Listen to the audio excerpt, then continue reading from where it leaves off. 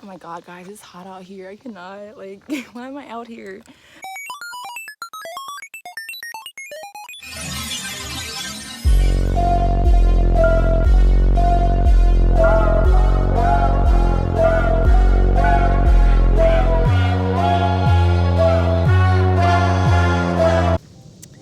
Hello YouTube, it's Sonae. So today I'm going to be doing a video on tips of how to grow your hair and just tips of how to get it back to its natural state.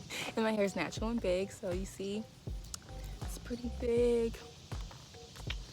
Yeah, I love it. This is how it should be every day. Sometimes it gets annoying and it's hot, like right now it's hot outside.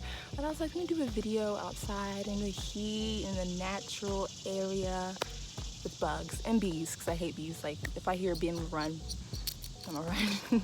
So I'll just start with elementary school. So my mother always wanted us to wear natural hair in elementary school, you know, but you know how that can be very time consuming. I know it takes time to get your hair to where it's supposed to be. So she just decided around 5th grade that we should, you know, start getting it flat ironed to make her hair looser and easier. Not looser, because I know she doesn't like flat iron or anything like that, but I guess she didn't have time and it was easier. I mean, if I was a parent, you know, that makes sense. But anyways, she did that.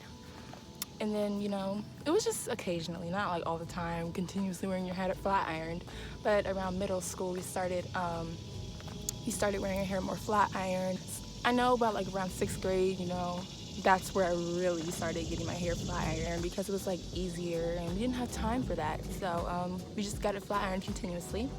And then 6th grade to 8th grade, just continuous heat, no non-stop, no natural breaks. But then around 10th grade, 9th grade of my high school experience, still flat ironing. I think there was a few periods where like I had a natural break where my hair was just like I did like twist out sometimes, you know, just occasionally. But that was during the weekend, not during school year and all that stuff, because I don't know, it's just when you have not homework, but trying to get this certain GPA, just trying to do school, you don't have time to do your hair. I don't know, but you have to make time for your hair. Like, don't do that. Make time for your hair. But then around 10th grade, that's where I really decided I wanted to wear my natural hair. That's where, like, you know, it's kind of hard to like go natural, like out of nowhere, because you're just continuously flat ironing your hair non-stop for all those years and you just stop out of nowhere. I know some people's stories are like, oh, I've been doing it for 10 years and this, I don't know.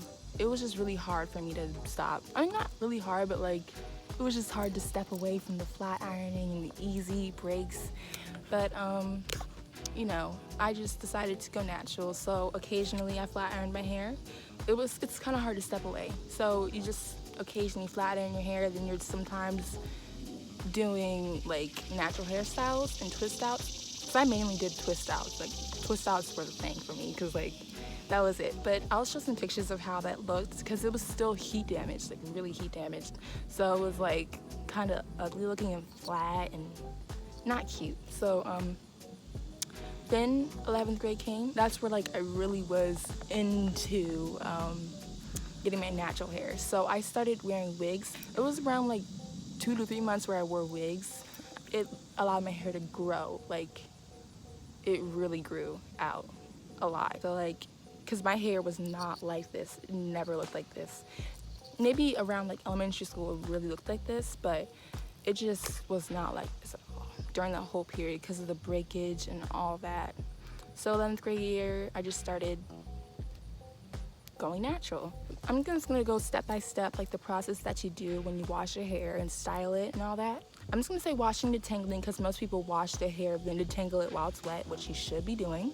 You should be combing your hair with soaking wet hair, like soaking wet, like it has to be, because like you can't, it's gonna cause breakage if you're doing it when it's dry. I mean, if it's a little wet, that's good too, because like when it's extra dry, then it's like, what are you doing? You're breaking your hair. Like, don't you hear the snags and the, I don't know. You should know that you should not be detangling your hair on dry hair. Tip number 2. So it goes back to detangling your hair. So when you detangle your hair do not continuously do it throughout a style. So you say you do your hair, you style your hair for 2 or 3 weeks. You should not be detangling during those 2 or 3 weeks. Unless it's like really tangled, don't detangle it continuously because that causes more breakage and more fallout. Like if you're just, no. And then back to detangling, I really don't suggest using a comb when you detangle your hair. Like if you really have to use a comb, use a wide tooth comb. None of those rat tail combs with like little tiny little spaces in between. That causes like you're trying to get your hair broken out. Like no, don't use a rat tail comb.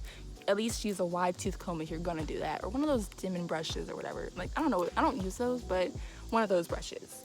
But I really suggest finger detangling because like that, it reduces breakage and you don't have to spend money on your finger. Like you don't have to spend money on that. So it's just cheaper for you and it's better for your hair, less breakage. Okay, so tip number, I think this is 4, tip number 4, you should, well, I try to follow this rule, but sometimes when your hair is like really dirty, kind of want to wash it because like it's summertime too, so it's easier for your hair to get dirty, which is actually really good for you. So you should really try to wash your hair less often. So I sometimes do 2 to 3 weeks, sometimes 3 to 4, I don't know. But I don't know why, but it's really good for your natural hair. Like dirt and just its natural moisture, it's really good for your natural hair and it like promotes growth for your hair. So I really suggest washing your hair less often, because if you're washing your hair constantly and using the shampoo on your actual like hair, because sometimes that's not good for you to use the shampoo on your natural strands. You just do it on your scalp, you just massage it and just, yeah, do that. So if you're doing that, then that's good too. If you do it constantly, wash your hair. If it's like you're doing sports, because I understand if you're doing sports, your hair is like dirty because you're like sweating and all that. You should at least wash your hair on your scalp and not your actual hair, because that's drying your hair out. I don't know if you noticed, but I changed where I was. I don't know why. I kind of like switched, you know, because that little thing, that loud air conditioning thing is making a lot of noise and I just wanted to move a little bit. You can kind of hear it still. So back to my other tip. You guys need to be deep conditioning constantly. Deep conditioning is so, you need to do it. Like, it has to happen all the time. Every time you wash your hair, which I do, I wash my hair, I deep condition every single time, and it really helps. It helps make your hair moisturize when you do your styles. It makes your hair softer, less brittle feeling. I don't know if your hair is brittle, but that really helps with brittle hair, deep conditioning. And I have a whole video on my Instagram of how I sometimes use a deep conditioner. I did a protein treatment on my hair, so that really helped, because you need protein in your hair. Protein is like vital for your hair. Like it can't live without it. Like it's gonna be dry and brittle and ew. So deep conditioning is a major thing. When you style your hair, I know sometimes you wanna style it all the time and make it cute and do the edges every single time you style your hair. But I feel like if you constantly do your baby hairs and all that, gel in your hair all the time, you have to be consistent with deep conditioning, because your hair will be dry. Well, not dry, I don't want to say it's going to be dry, but it's not going to be as healthy as it could be, because who knows how your hair could look if you deep condition all the time. Well, you don't know if it will be less dry and brittle feeling. So if you're consistently using gel, like everybody, I know everybody uses gel. I use gel all the time. I'm not saying anybody shouldn't be using gel. For my next tip, I'm going to say that I do buns. I do buns on my hair. I do buns all the time. But when you're doing tight hairstyles all the time on your hair, that can lead to breakage. Your edges can just disappear if you're just doing tight hairstyles. And if you're doing it loose, then that's good for you. And sometimes some of us do puffs all the time, but if you're doing, because that's puffs are it. That's the hairstyle you should be doing. Puffs, and you do like your baby hairs, no, that's cute. That's a cute style. But if you're doing puffs, some of us actually do it too tight where it's like hurting your head. I wouldn't do that because I don't want to feel like going through that all day. But if you're doing puffs, make sure it's at least a little loose so it can grow. While you're doing puffs, if you're doing it every day, then it's gonna grow and grow and grow. So you should not be styling as frequently, because if you're styling constantly throughout like the month, then it's going to lead to breakage, because this whole video was on breakage and how to decrease the amount of breakage that you're having. So I do flexi rod sets and roller rod sets all the time, but I should not be doing them as constantly. So who knows how my hair could have looked if I didn't constantly do roller rod sets and flexi rod sets throughout the year like I did. Towards the end of the year, I started wearing my hair big and natural and just its natural state. I just started doing that.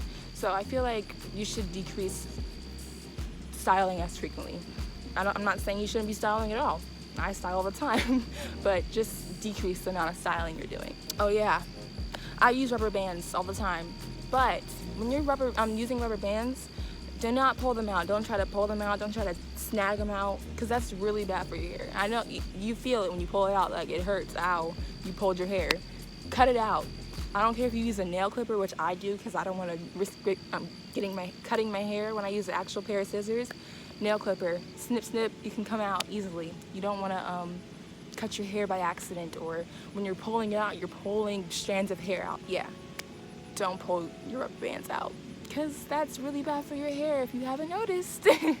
Oh, damaged hair accessories. So there are top two damaged hair accessories that we use. We use damaged bobby pins and we use damaged scrunchies. So scrunchies meaning those little circular things that you put in your hair. Some of you don't know what scrunchies are. I'm pretty sure you do, but ones that have a little metal piece on it, that's really bad for your hair. It snags your hair and it hurts when you snag it like that. I've learned from the hard way. So don't use those. Use the ones that have nothing on it. Those little circular ones that have nothing on it and they're really easy to stretch, you know, give a good pull. And then the bobby pins. So we use damaged bobby pins sometimes. You may not notice it. Sometimes it doesn't go in your hair if it's too damaged. But the bobby pins that have the little, because there's little tips on it, like, and then if it falls off, it's like, it snags your hair out. I don't know if you know what I mean. I don't know if I'm explaining it correctly, but that's not good for your hair either. So throughout the hair, like when you're wearing a hairstyle, and it's like you can moisturize it, because you cannot leave your hair dry. Like I need to oil my scalp right now because it's like you need to oil it, and if you're sweating all the time and your hair will turn dry. So moisturize it constantly. Don't do too much because that's bad for it too. Don't do it too much. Don't over moisturize. I try not to, but moisturize, oil it, do all that you can to make sure it's not dry. Because if your hair is turning, like you feel it dry, like if you're feeling it right now and it's like dry, moisturize it, because you don't want it to be dry. If someone's touching your hair, do you think they want to feel dry hair? Like, no, they want to feel soft, moisturized, natural hair. That's what we're known for, moisturized, soft hair. So keep the appearance. A question that I get asked often is how often should you trim? So trimming, it should only be done when it's needed. So I do it every 2 times throughout the year. So every 2 times throughout the year. So like, obviously there's space in between the trimming. So when you see that your hair is uneven or there's split ends, just trim it or get it trimmed. I recommend getting it trimmed, but you know, you don't want it to you don't want to have damaged ends, because damaged ends are really bad for your hair, because that can fall out. So that's all I have for my video today, guys, and I hope you guys enjoyed it, and I hope you guys take these tips and use them. These tips will help you decrease breakage in your hair, and I hope they help you grow your hair out. And I want you guys to wear your hair natural, or at least attempt to wear your hair natural, because wearing it natural lets it breathe, and it just, I don't know, it has a look to it that I love. And I just want you guys to use these tips and grow your hair out. Please like and subscribe to my channel, and I hope to see you guys in my other video. And comment down below if you guys have any other tips that any other people would like to see. Thank you. Let me rap to you real quick. I want to enjoy the luxury of like not knowing each other for real. Hold up.